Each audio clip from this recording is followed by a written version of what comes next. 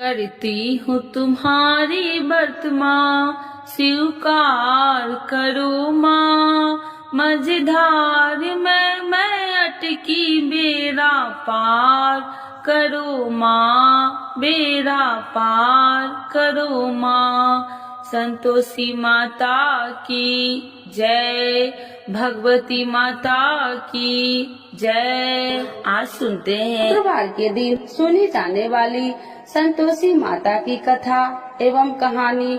तो एक बार बोलिए प्रेम से संतोषी माता की जय, भगवती माता की जय। संतोषी माता की व्रत कथा। कंचनपुर नगर में एक बुढ़िया रहती थी। उस बुढ़ियों के 7 बेटे थे। सभी का विवाह हो चुका था। 6 बड़े बेटे तो काम करते थे, लेकिन 7वां बेटा अभी कोई काम नहीं करता था। सुबह उठकर स्नान से निवृत्त होकर 6 बड़े बेटे रसोई में बैठकर भोजन करते और फिर अपने काम पर चले जाते थे। बुढ़िया उन बेटे को अपने हाथ से खीर, पूरी, हलवा आदि बढ़िया बढ़िया व्यंजन बनाकर खिलाती थी। 7वां बेटा खूब धूप निकलने पर बिस्तर से उठता, फिर स्नान करके भोजन के लिए रसोई में जाता। बुढ़िया दूसरे बेटे का बचा हुआ खाना एक थाल में रखकर उसे दे देती थी। 7वां बेटा उसी भोजन को खुश होकर खा लेता था। भोजन करके वह घर से निकल जाता और अपने दोस्तों के साथ घूमता फिरता। इस तरह मौज मस्ती से उसके दिन व्यतीत हो रहे थे। उसकी पत्नी बार बार उससे कोई काम करने के लिए कहती थी, लेकिन वह हंसकर कहता था, अरे तुम बार बार क्यों काम करने के लिए कहती हो? कितने मजे से दिन गुजर रहे। माँ कितने बढ़िया बढ़िया व्यंजन बनाकर खिलाती है। तब उसकी पत्नी क्रोधित में होकर कहती, माँ तुम्हें बढ़िया बढ़िया व्यंजन बनाकर नहीं खिलाती, बल्कि सबका बचा हुआ जूठा भोजन खिलाती है। यदि तुम्हें मेरी बात पर विश्वास न हो तो किसी दिन छिपकर स्वयं अपनी आंखों से देख लेना। अपनी पत्नी की बात पर उसे यकीन न था, लेकिन एक दिन इस बात की सच्चाई जानने का निर्णय करके वह सिर दर्द का बहाना बनाकर एक चादर ओढ़कर रसोई घर में ही सो गया। थोड़ी देर के बाद उसकी माँ ने अपने बेटे को खीर, पूरी, हलवा आदि बनाकर खिलाए। भोजन के बाद उन्हें लड्डू खाने को दिए। भोजन करके वे अपने काम पर चले गए। उनके जाने के बाद बुढ़िया ने उनकी थाली में बचे भोजन को एक थाली में रखा। बचे हुए लड्डू को टुकड़े को एकत्र करके दोबारा लड्डू बनाए। इसके बाद बुढ़िया ने 7वें बेटे को भोजन करके लिए कहा। उसने सोते हुए चादर के नीचे से सब कुछ देख लिया था। वह उठकर बोला, माँ मुझे भूख नहीं है, मैं परदेश जा रहा हूँ। बुढ़िया ने कहा, कल जाता है तो आज ही चला जा। बुढ़िया के कठोर वचन सुनकर वह तुरंत परदेश जाने की तैयारी करने लगा। चलने से पहले वह अपनी पत्नी के पास गया। उसकी पत्नी गौशाला में गोबर के कांडे पाथ रही थी। उसने जाकर पत्नी से कहा, हम जाबे परदेश को आवेंगे कुछ काल, तुम रहिए संतोष से धर्म अपना पाल। अपने पति के वचन सुनकर कुछ गंभीर स्वर में पत्नी बोली, 2 निशानी अपनी देखो हूँ मैं धीर, सुधी मती हमरी बिसरइयो, रखियो मन गंभीर। अपनी पति के वचन सुनकर वह बोला, मेरे पास निशानी के लिए बस यह एक अंगूठी है, इसे अपने हाथ में रख लो। लेकिन अब तुम भी अपनी कोई निशानी मुझे दे दो, ताकि परदेश में उस निशानी को देखकर तुम्हें याद कर सकूं। अपने पति की बात सुनकर वह बोली, नाथ मेरे पास निशानी के लिए कुछ भी नहीं है। फिर कुछ सोचकर उसने गोबर के हाथ से उसकी पीठ पर छाप लगा दी। 7वां बेटा अपनी पत्नी की उस निशानी को लेकर परदेश के लिए चल पड़ा। कई दिनों की लंबी यात्रा करके वह एक सुंदर विशाल नगर में पहुंचा। वहां उसने कई दुकानदारों से नौकरी देने के लिए प्रार्थना की, लेकिन सबने उसे परदेसी जानकर उसकी प्रार्थना ठुकरा दी। निराश होकर अंत में वह एक सेठ की दुकान पर पहुंचा। उसने सेठ से भी नौकरी देने की प्रार्थना की। सेठ को एक नौकर की जरूरत थी। उस सेठ ने उसे तुरंत नौकरी पर रख लिया। उस दिन उसकी बहुत बिक्री हुई और वह उस लड़के से बहुत खुश हुआ। कुछ ही दिनों में उसने सेठ का सारा काम संभाल लिया। उसके व्यवसाय में आने वाले ग्राहक बहुत प्रसन्न थे। सेठ का व्यवसाय तेजी से चलने लगा। उसकी मेहनत और ईमानदारी देखकर उसे अपना हिस्सेदार बना लिया। कुछ ही महीनों में उस लड़के ने बहुत सा धन कमा लिया। संयोगवश कुछ समय बाद सेठ को उस नगर को छोड़कर दूर किसी नगर में जाना पड़ा। अतः सेठ अपना हिस्सा लेकर दुकान उस लड़के को देकर चला गया। अब सारे व्यवसाय का मालिक वह लड़का बन गया। उधर बुढ़िया उस लड़के की पत्नी को बहुत दुख देने शुरू कर दी थी। वह हर समय बहू को जली कटी बातें सुनाती रहती थी। वह बेचारी हर समय काम पर लगी रहती थी, लेकिन फिर भी उसकी जेठानी उससे कुछ न कुछ बुरा भला कहती रहती थी। सुबह होते ही बुढ़िया उस लड़के की पत्नी को जंगल में लकड़ियां लाने के लिए भेज देती थी। उसे आटे से निकले चोकर की रोटी खाने को देती थी और नारियल की कटोरी में पानी पीने के लिए देती थी। वह बेचारी चोकर की रोटियां खाकर भी किसी से नहीं कहती थी। बस इसे अपना भाग्य का लेखा सोचकर चुप रह जाती थी। एक दिन वह जंगल से लकड़ियां काटकर लौट रही थी। उस रास्ते पर संतोषी माता का मंदिर था। उस मंदिर के पास लकड़ियां का गठरा जमीन पर रख वह कुछ देर आराम करने के लिए रुकी। मंदिर में उसने बहुत सी स्त्री को पूजा करते देखा, तो उसने पूछा, आप सब किसकी पूजा कर रही है? इस पूजा के करने से क्या पुण्य मिलता है? एक स्त्री ने उसे बताया, हम सब संतोषी माता का व्रत करके उनकी पूजा कर रहे हैं। संतोषी माता की पूजा करने से धन संपत्ति में भंडार भरता है, निडरता दूर होती है, परिवार में सभी सुख शांति से रहते हैं, लड़कियों का शीघ्र विवाह होता है और उन्हें स्वयं वर मिलता है, व्यवसाय में लाभ होता है, निसंतानों के घर में संतान होती है। पति अगर परदेश गया हो तो संतोषी माता की अनुकंपा से शीघ्र घर लौटता है।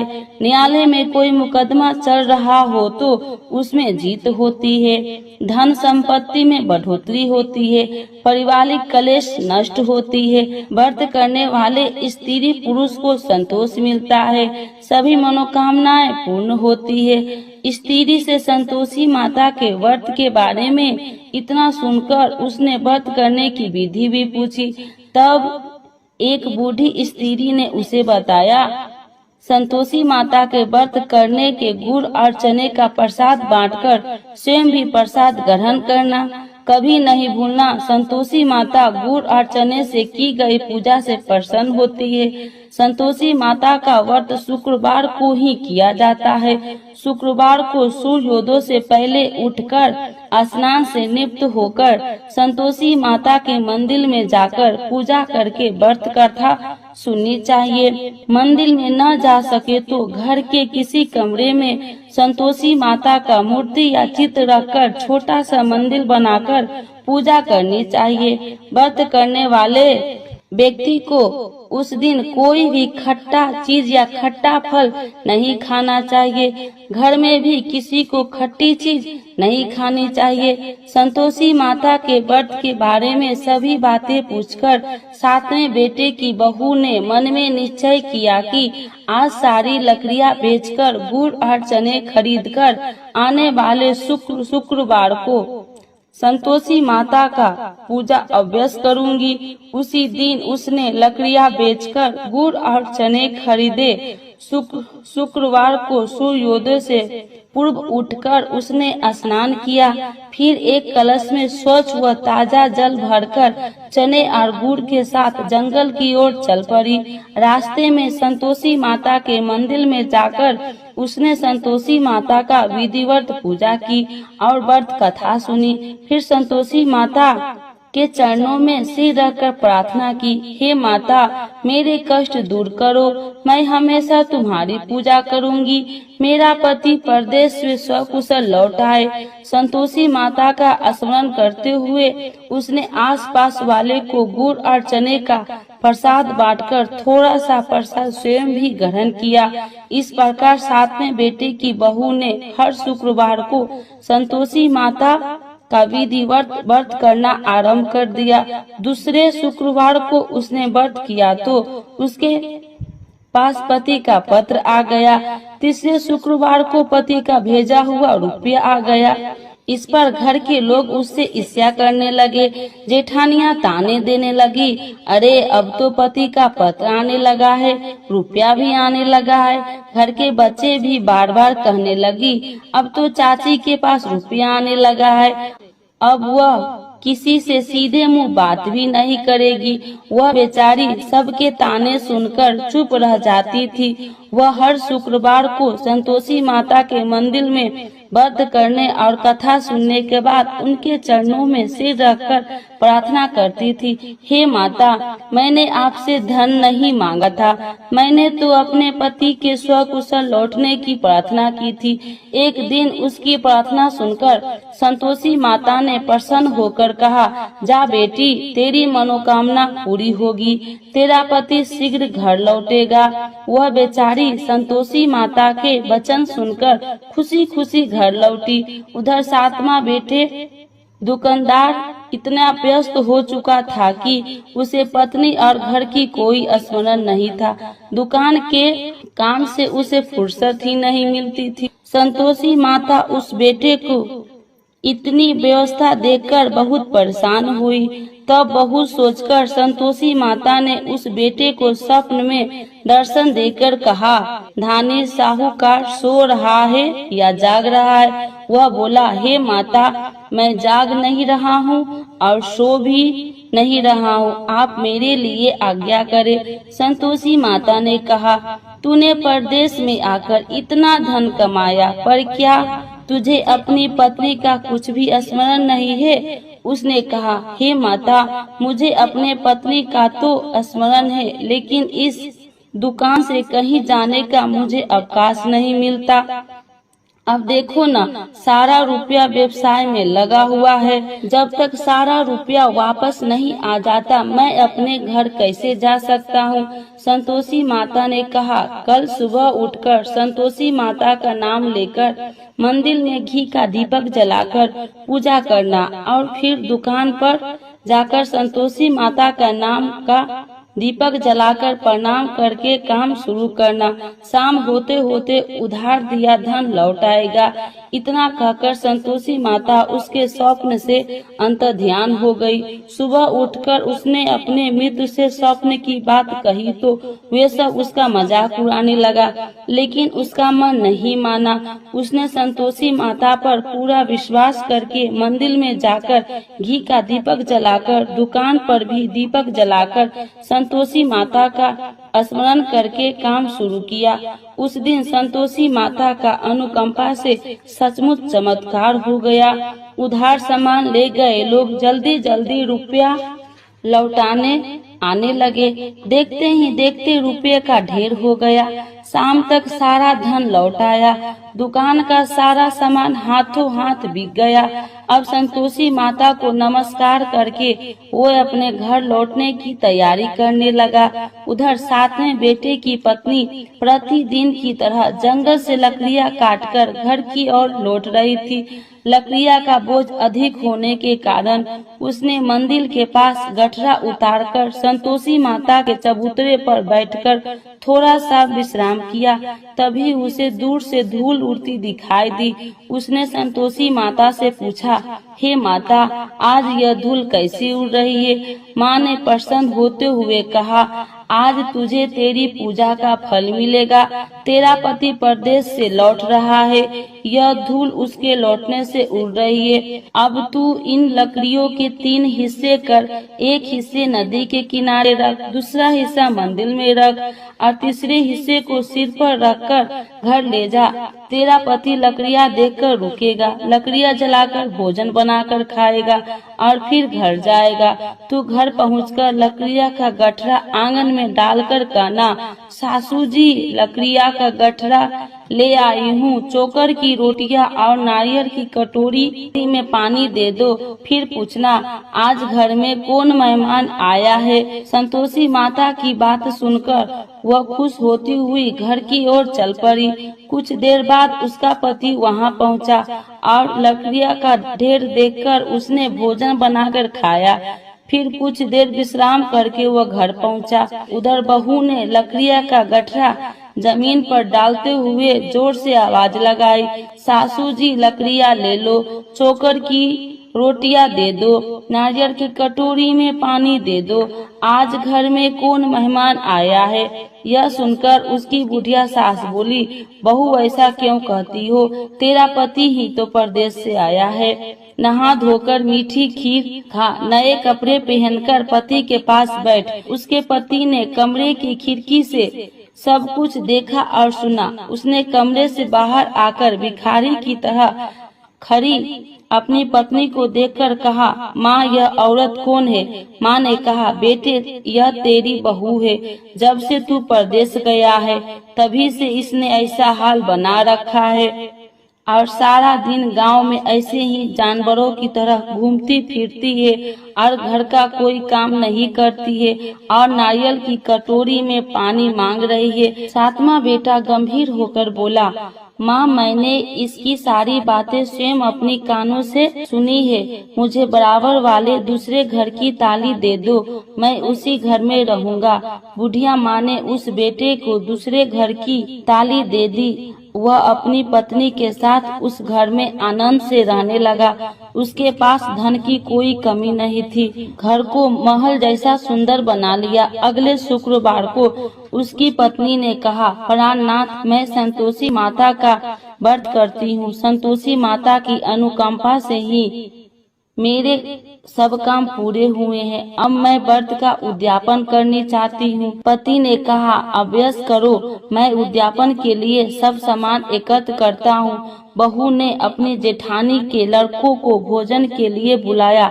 सभी जेठानियाँ उसकी धन और संपत्ति और वैभव से ईर्ष्या करने लगी थी। जेठानिया ने अपने बच्चे को सिखा दिया कि तुम भोजन के समय खट्टी चीजें मांगना। वे नहीं चाहती थी कि उसका उद्यापन पूरा हो। संतोषी माता की पूजा के बाद जब बच्चे को भोजन के लिए कहा गया तो सब खटाई मांगने लगा।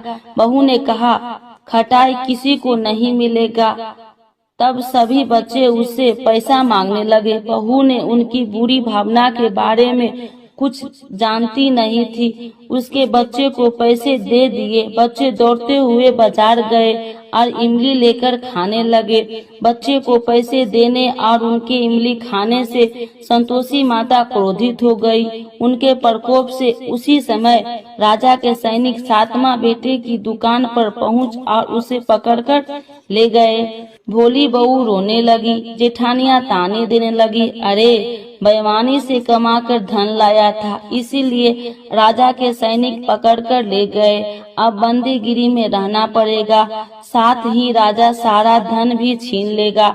7वें बेटे की बहू रोती हुई संतोषी माता के मंदिर गई और उनके चरणों में सिर रखकर प्रार्थना करने लगी, हे संतोषी माता, मुझसे कौन सी भूल हुई, आपने किस अपराध की इतनी बड़ी सजा दी है। संतोषी माता ने तुरंत प्रकट होकर कहा, बेटी तूने उद्यापन में बच्चे को पैसे देकर बहुत बड़ी भूल की है। उन पैसों से बच्चों ने खटाई खाकर तेरे व्रत को नष्ट किया है।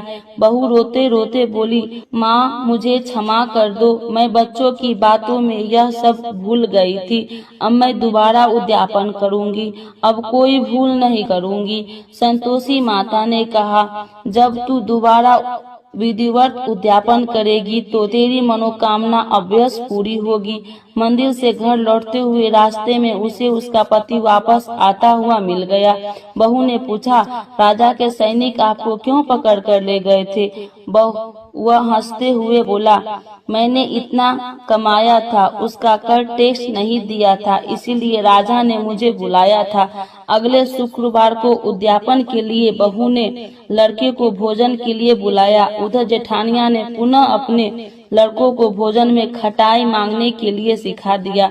संतोषी माता की पूजा के बाद गुड़ और चने का प्रसाद बांटकर बहू ने स्वयं भी प्रसाद ग्रहण किया। बच्चे को जब भोजन के लिए बैठाया और खीर पूरी हलवा खाने के लिए कहा तो वे बोले, हमें खीर हलवा अच्छा नहीं लगता है, हमें तो खट्टी चीजें खाने को दो। बहू ने कहा, किसी को खट्टी चीज खाने को नहीं मिलेगी और मैं तुम्हें पैसे भी नहीं दूंगी। खीर पूरी हलवा खाना है तो खाओ।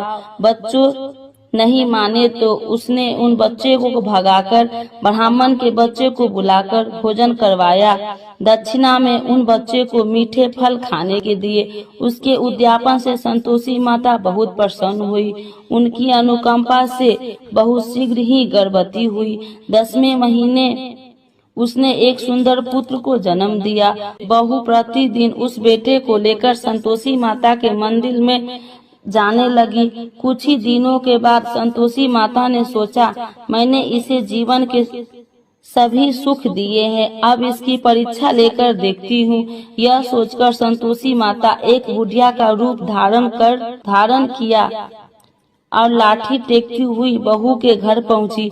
बुढ़िया के सारे शरीर पर मक्खियां भिनभिना रही थी। उसे देख सारी मुंह सिकुड़ाने लगते थे। बुढ़िया ने जाकर दरवाजा खटखटाया तो बहू की सास ने दरवाजा खोला और उसे देखते ही जोर से चिल्लाई, अरे लड़को, इस गंदी बुढ़िया को भगाओ, मुझे तो ये कोई चुड़ैल नजर आती है, इसे भगाओ नहीं तो किसी को खा जाएगी। लड़के उठकर भागे और उन्होंने अपने घर के दरवाजे और खिड़कियां बंद करने लगी। छोटी बहू बराबर वाले घर की खिड़की से उस बुढ़िया को देख रही थी। उसने जल्दी से दरवाजा खोला और बुढ़िया के पांव छूकर अपने घर में ले आई।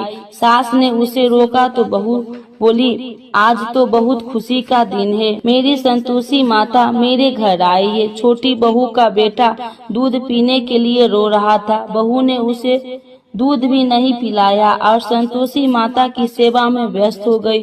बुढ़िया के सास क्रोध में बहू को बुरा भला कहने लगी। बहू बोली, सासू माँ, आज मेरी संतोषी माता मेरे घर आई है, इनकी व्रत करने से मेरे घर में इतनी खुशियाँ छाई है। इतना सुनते ही उस बुढ़िया के पास दौड़ते हुए आए और उनके पांव छूकर क्षमा मांगते हुए बोले, माँ हमें क्षमा कर दो, हमने आपको पहचानने में बहुत भूल की, हमें आपके व्रत की विधि नहीं जानते हैं। हे माता, अब हम भी आपका व्रत किया करेंगे। उन लोगों की प्रार्थना सुनकर बुढ़िया का रूप धारण किए संतोषी माता प्रसन्न हुई और उन्होंने संतोषी माता के व्रत की विधि भी बताई। बुढ़िया से व्रत की विधि जानकर संतोषी माता के व्रत करने से उनकी सभी मनोकामनाएं भी पूरी हुई। उनके घर में धन की वर्षा होने लगी। बुढ़िया के 7वां बेटा का व्यवसाय खूब तेजी से चलने लगा। धन संपत्ति के भंडार भरने लगा। संतोषी माता का व्रत करने और व्रत कथा सुनकर गुड़ और चने का प्रसाद खाने वाले को सभी मनोकामनाएं संतोषी माता पूरी करती है। व्यवसाय में दिन दोगुनी रात चौगुनी तरक्की होती है। निसंतान स्त्री को पुत्र की प्राप्ति होती है और संतोषी माता का विधिवत करने वाले कुमारी कन्याओं को मनचाहा सुंदर और श्रेष्ठ वर मिलता है। बोलो संतोषी माता की जय। संतोषी माता की आरती। जय संतोषी माता मैया, जय संतोषी माता, अपने सेवक जन को सुखी संपत्ति दाता। जय संतोषी माता, सुंदरी चीरे सुनहरी माँ धारण किन्हो, हीरा पन्ना दम के तन सिंगार लिहो। जय संतोषी माता गेरू लाल छटा छवि बदन कमल सोहे। मंदी हसत करुणामयी तिरुवन जन मोहे। जय संतोषी माता स्वर्ण सिंहासन बैठी चबर ढूंढे प्यारे। धूप दीप मधुमेवा भोगी धरे न्यारे। जय संतोषी माता गुरी अरुचना परम प्रिय ताम संतोष किए। संतोषी कहलाई भक्तन वैभव दियो। जय संतोषी माता शुक्रवार प्रिय मानत आज दिवस सोही। भक्ति मंडली आई कथा सुनत मोही। जय संतोषी माता मंदिर जगमग ज्योति मंगल ध्वनि छाई। विनय करे हम बालक चरणन सिर नाई। जय संतोषी माता भक्ति भाव में पूजा अंगीकृत कीजे। जो मन बसे हमारे इच्छा फल दीजे। जय संतोषी माता दुखी दरिद्र रोगी संकट मुक्त किए। बहु धन्य ध्याय भरे घर सुखी सौभाग्य दिए। जय संतोषी माता ध्यान धरो जन तेरो मन वांछित फल पायो। पूजा कथा श्रवण कर आनंद घर लायो। जय संतोषी माता शरण गहे की लज्जा रखियो जगदम्बे। संकट तू ही निवारे दयामयी माँ अम्बे। जय संतोषी माता संतोषी माता की आरती जो कोई नर गावे। रिद्धि सिद्धि सुखी संपत्ति जी भर के पावे। जय संतोषी माता जय संतोषी माता जय जय संतोषी माता। अपने सेवक जन को सुखी संपत्ति दाता।